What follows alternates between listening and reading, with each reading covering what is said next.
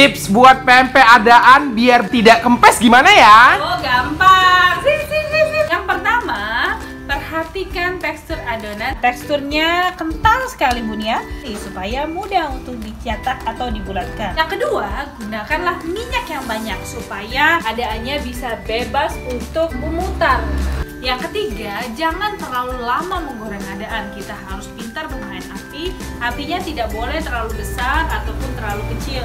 Dia cenderung sedang ke kecil ya Bunda, supaya dia matang merata. Cukup 2-3 kali sampai dia memutar, itu tandanya dia sudah masak. Tidak perlu kita bolak-balik. Saat adaan itu matang, dia akan mengapung sendiri dan nanti dia akan berputar. Sudah berputar, Bunda boleh langsung angkat saja ya, tandanya dia sudah matang. Terlalu lama menggoreng adaan bisa menyebabkan adonannya mengembang bagus, tetapi saat diangkat dia akan mengempes. Nih bisa dilihat ya, pempek yang dimasak terlalu lama dia hasilnya meletus, kan kempes.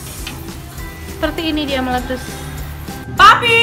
Yummy! Ini pempek adaannya udah jadi nih, dijamin tidak meletus. Ayo mau tanya pempek apa lagi nih? Komen di bawah ya, jangan lupa like and share.